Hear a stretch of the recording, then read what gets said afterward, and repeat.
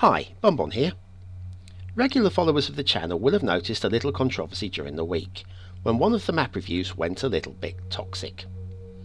I'm sitting here at 2 o'clock in the morning, thinking long and hard as to whether it be right to do a follow-up.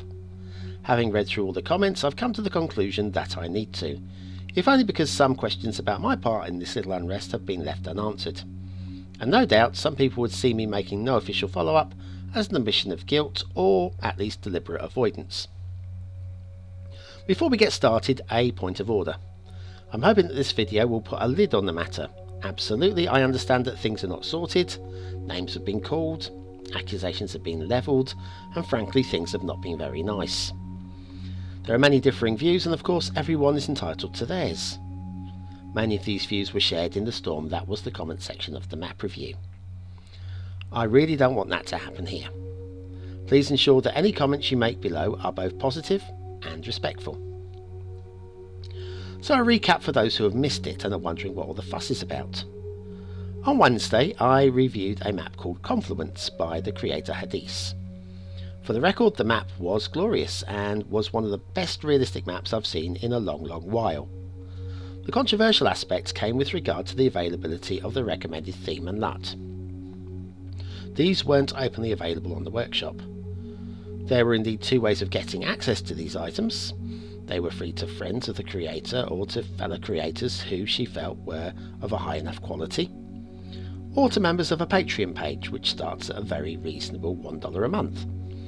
I referred to this limitation in the review as a paywall, which is where the problems began. The word paywall insinuated to many that Hadis was only in this for the money. This was an assertion I hadn't even considered during the review. All I could see is that it wasn't freely available, and that there were no alternative theme or LUT was suggested, other than the advice to use the theme mixer to make something similar. To me at the time this appeared as a form of indirect marketing. I retrospectively accept that my choice of word might have sparked the controversy, but even after a few days of mulling I still haven't arrived at what would be a suitable or agreeable alternative word. For me, regardless of the intent, which I will cover later, this, for the vast majority of players, would indeed be a form of paywall. I can't find another way to say it. Naturally, I'm sorry for any hurt that has been caused by this choice of words. One of the things that has contributed to the storm was the coincidence that the map review was reviewed on the very same week as the Skylines talk interview with Ecania. Once again, the background is that Ecania suffered a DMCA strike over a texture in one of his themes, and the creator of that texture was Hadis. In the interview I gave Ecania the chance to give his side of the story, and this additional section was recorded a few weeks after the initial interview. Fingers were pointed at me saying that I'd never given a chance for Hadis to have her say, and this is indeed true. But if only it was as simple as that. Let me give you some history on this. The last series of Skylines talk started taking shape in the weeks before Christmas. The opportunity to talk with the YouTube detailer Fresh Popcorn raised its head, and we made some rough plans to record the interview shortly after Christmas. As much as I love Fresh now, at the time I had zero contact with the guy, and he was notorious for being, shall we say, unreliable. I was hopeful for the interview happening, but had little confidence until I knew he was actually sat on the other end of the line from me. So, as for the supporting guests in the series, I approached the couple and asked them if they were interested, and told them I wouldn't host their interview until I had a bag full of popcorn. Imagine interviewing, say, a supporting guest in December, but making them wait for months, only to find out that the wait was in vain because Fresh Popcorn had disappeared again. So I held back on their interviews until after I'd spoken to Fresh, which finally happened in February of this year. The supporting guests, well, I already knew I wanted to talk to Ecania, especially with regard to her European Suburbia DLC. I also knew I wanted to talk to a map creator in this series. This is, after all, mostly a map channel. We had a map maker in Season 1, but Season 2 was devoid of any cartography at all. We needed a map maker, and seriously, who better than Ecania? I asked him back in December about the interview, and finally in the middle of February it took place.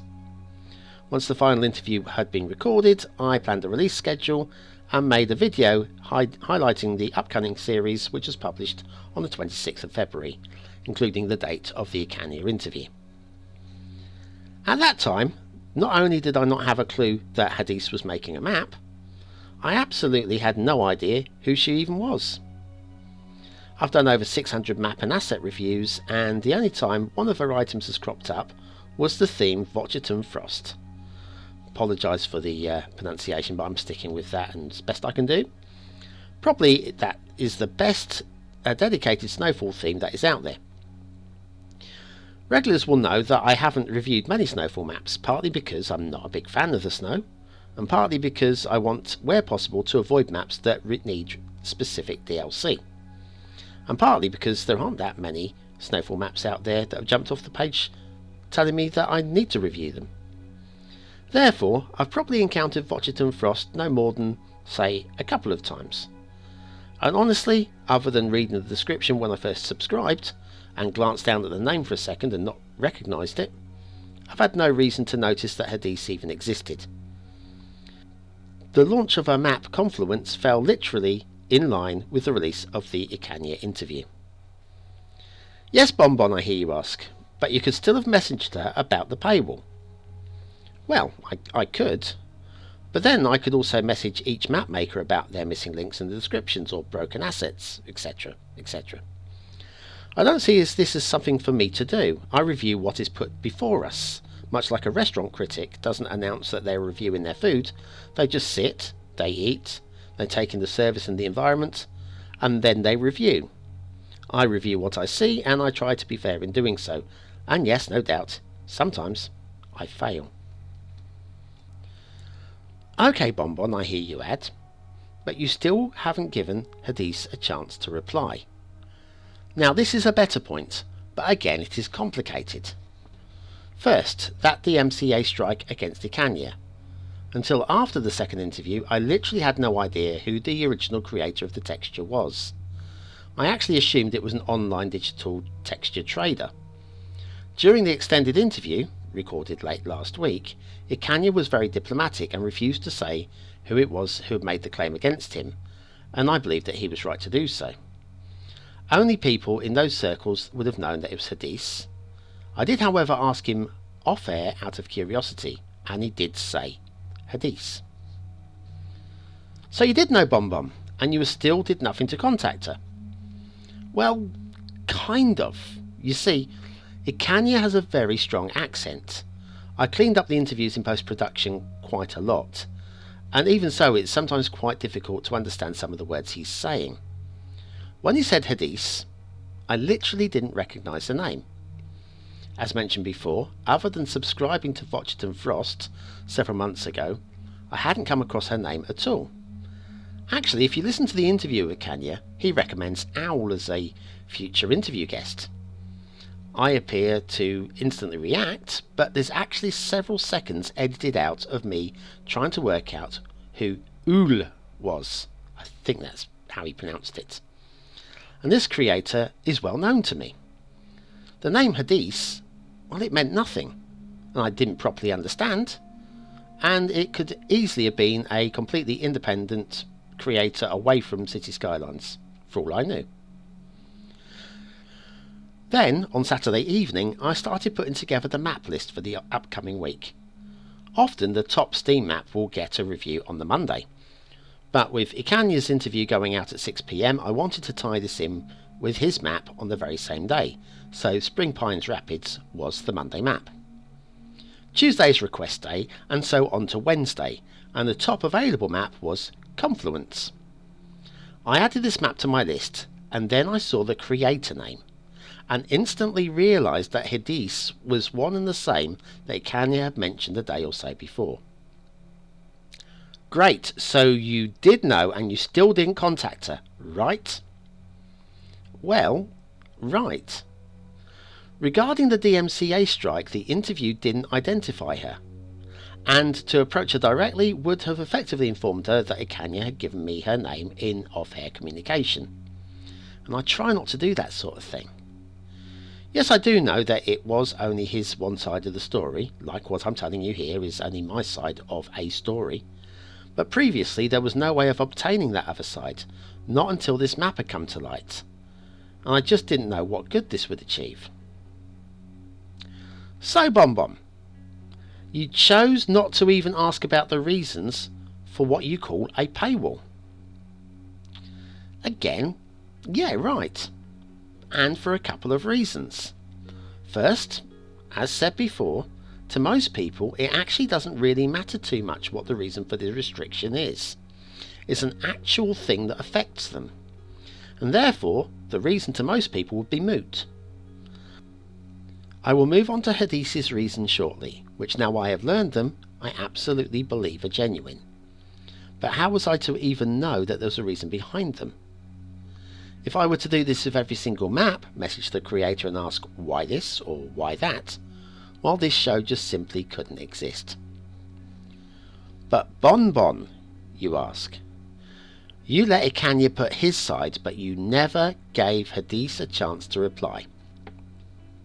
And again, this is correct. It comes down to a combination of timescale and the fact that once again she hadn't officially been identified in the interview. I question whether she would even have wanted to have raised her head above the parapet.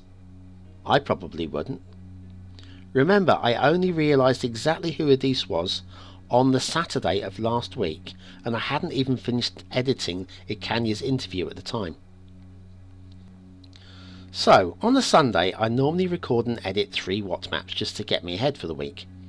But editing the Ecania interview had put me a long way behind. Just getting the voice feed to a level that most people would be able to hear took approaching 7 hours.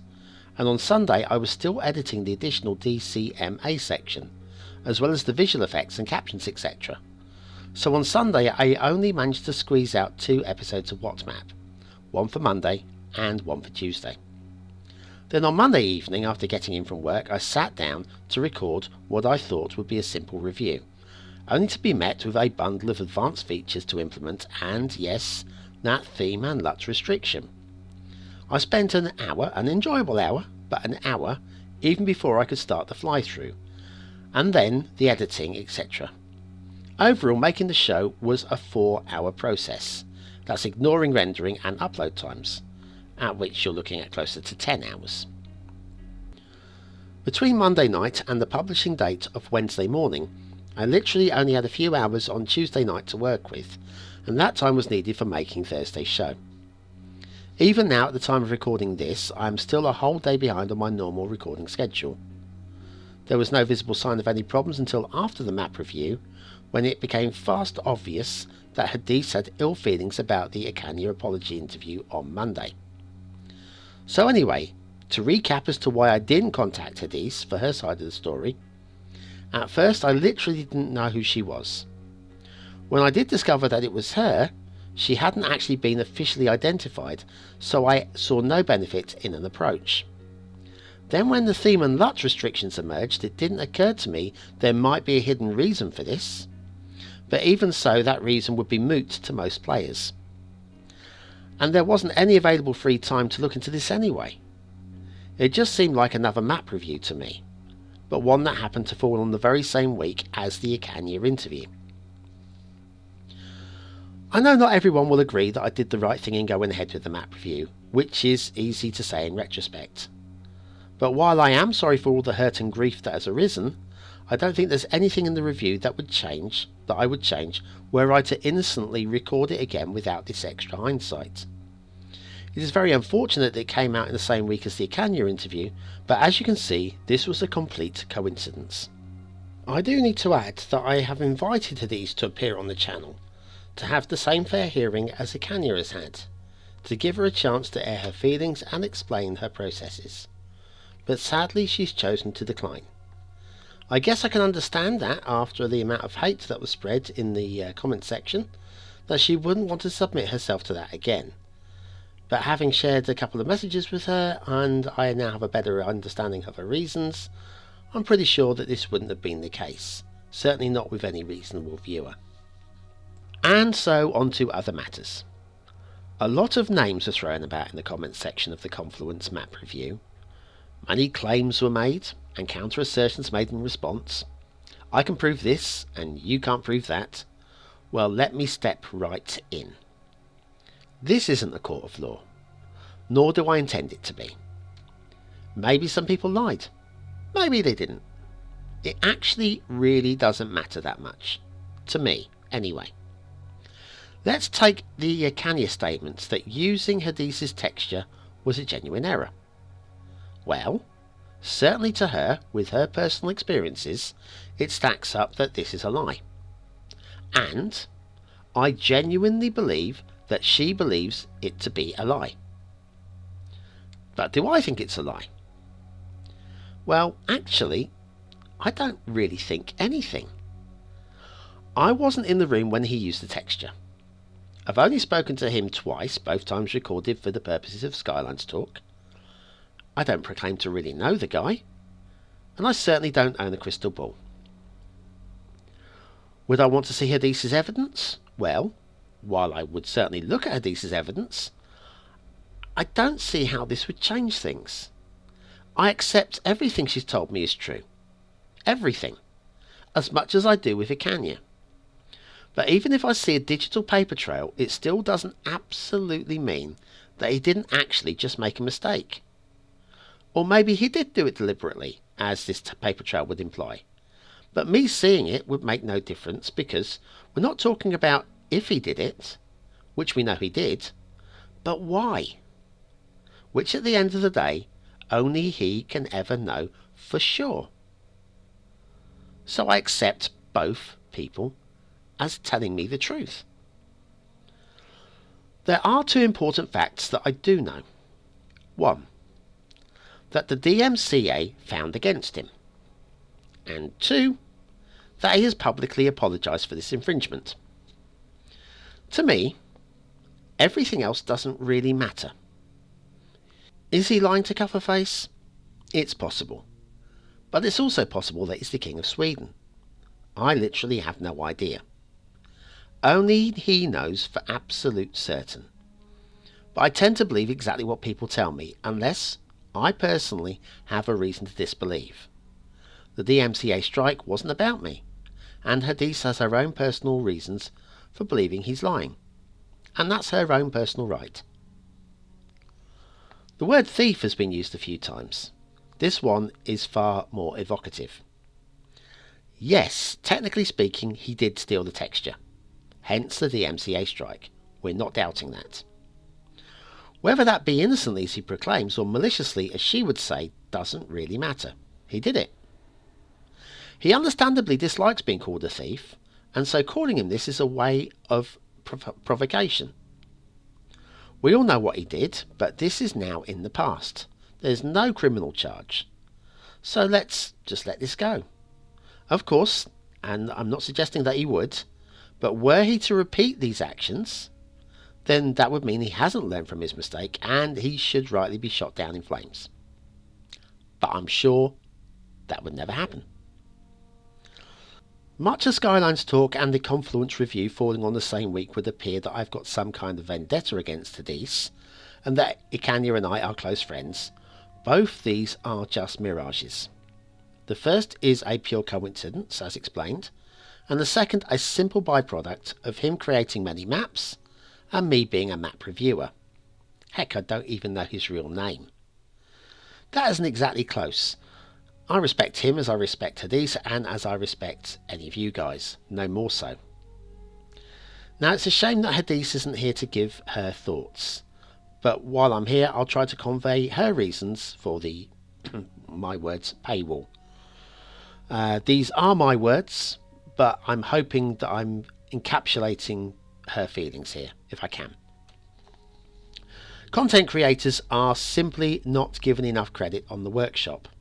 Especially the high-end creators. Their creations, their maps, their assets, their themes, LUTs, mods, etc., etc. have turned a good game into a great game. Each asset takes many, many hours to create. Maps too. Until you've made even a simple one, you can't even begin to understand. But due to the nature of modern life, very little thanks are ever offered. Let's take my map, my one major creation, Merrickstowe. It has just under 1,500 subscribers. 61 people have bothered to rate. 24 comments, excluding my own, have been made, some of those by repeat posters. So that's approximately 95% of people who have just clicked subscribe and done nothing to thank me for all the hours I put into it. For me, that's fine. I'm just a casual creator. But what about the serious, committed creators? Here, public, have lots of free stuff that's taken me months to create. What? No word of thanks? Whatever. And then the deluge of people wanting more, or better, or variations, or simply those that don't read the instructions, or those that misread the instructions, or those that don't understand the instructions because they're new to the game, or a child, or drunk, or just lazy. The more you make, the more, shall we call them, stupid people you have to deal with. I have exactly the same. In amongst all the amazing comments and feedback I get on my channel, I get noob questions like, how does this work? Then there are technical questions which are best levelled on the Steam Workshop page itself, and then the dumb questions which are invariably answered within the video, or even placed into the description. We are working online, which means dealing with online. I never know if the person I'm answering a dumb question to is lazy, or drunk, or has learning difficulties, or perhaps they only know English through Google Translate. The only way to deal with any of them is with tolerance. So I can understand a content creator such as Hadith, who starts off by making stuff for her own use and then shares it with her friends, and then takes the natural step up and shares online, to be flooded with a constant trail of dumb, lazy, or even greedy questions and people. Yes, you can understand wanting to go back to keeping your own creations private. While this is a loss to the wider, genuinely appreciative playing public, it should make us all realise that just a little note of thanks on the workshop can make all the difference to a creator's day. And the same goes for YouTube videos, by the way. Clicking like really helps in the same way as rating an asset. Hadith used the paywall as a means of controlling who would have access to her assets. I can understand this methodology. It isn't greed, although we'd all like to earn a little bit more from the work we put into this. For her, it was about control and keeping the stupid, lazy and greedy people out of her mailbox. I absolutely get it. It turns out that the only reason why Confluentes was even openly available in the workshop was because her patrons advised her to do so via a poll. For me, this is where it all went wrong, and it was in the marketing. Confluentes is an outstanding map. I have no doubt the theme and LUT are equally so. But sharing the map on the workshop and then linking to a secured theme and LUT leave only one impression: that she wants your money. Now, I know that this isn't the case, although I'm sure it would be openly appreciated, and her work is undoubtedly worth the patronage if you are a committed city builder and enjoy her work. I recommend her highly.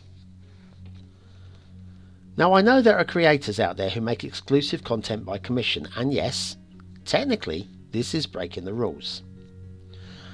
The more I think about it, the more I don't actually have a personal problem with this. If I want something specific, I would be prepared to pay for it. And I would, and have done in the past, although not on the workshop. But how do I think she should have handled this?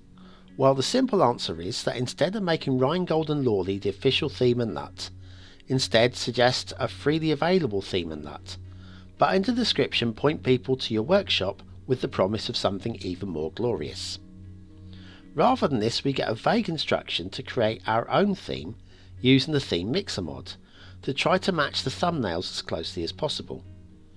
We all know how difficult a task that would be, and in our brief messaging she even pointed out to me that I missed an opportunity, that I could have suggested a theme mix in the map review, which would have taken me how long? And does she not realise what my colour vision is like? I don't have a problem with any creator having exclusive content on their private pages, even if it is behind a paywall. but I do object to having a carrot dangled in front of me on a free sharing app such as Steam and then having to pay for the bonus features. This came across as underhand at the time, and why I had no problem referring to this particular instance as a paywall. When people then ask why I've singled Hadith out for this, well, that's very simple. 14 months and over 600 map and asset reviews later, this is the very first time that I've seen this. One single occasion. Sure, have a Patreon page and keep things exclusive over there, but don't market them on the workshop as a primary purchase. Even if I agree that they are very great value for money and highly recommend getting hold of them. One last thing about the hypocrisy, my hypocrisy, of having a paid YouTube channel and a Patreon page too. First, while I encourage you not to, you can easily skip the ads, and for a good number of you also have an ad blocker too. But you may be surprised at how little having a YouTube channel actually pays, unless you're pumping out clickbait rubbish on a daily basis or have a subscriber base in the hundreds of thousands or higher. Here's the spoiler. In the first 18 months of this channel, I earned the grand sum of, and I'm not lying here, $2 in 18 months. Many of these early shows have been removed to declutter the channel now that I know that you guys want City Skylines videos, but the work was put in, and all for fun. Even to this day, YouTube's revenue is shockingly low. To hit my country's national minimum wage, the number of hours put into each show, I would need to increase my views 15-fold. And the dream is maybe that this one day will happen. This time last year, that figure was 3,000-fold. So, maybe I'm getting there. As for Patreon, there's nothing behind my paywall that a casual viewer wouldn't miss. My offerings are to get your name into the credits, to vote on upcoming shows and what map we should showcase next, to get signed thumbnails, and there's a monthly group chat. Beyond that, it's just a friendly club. I could do exclusive video content, but right now I'd rather spend those few hours making a video for the masses rather than a video for the handful. And yes, I make no secret that I'd love to do this for a living, but that's not why I'm doing it now. I monetized the videos because I'd be dumb not to. And people wanted to help, to contribute, gifting me natural disasters and snowfall amongst others I really didn't expect. So I set up a Patreon to make this easy for those who actively want to help and support. But as always, this channel is free to view and will remain free to view. And hopefully I'll help you find that map or asset that you didn't know that you'd missed. We are blessed with a lot of amazing creators, and all of them deserve your support. Please try to remember to rate and comment the next asset that you subscribe to. Thanks for listening. Have a great day, and I'll see you very, very soon.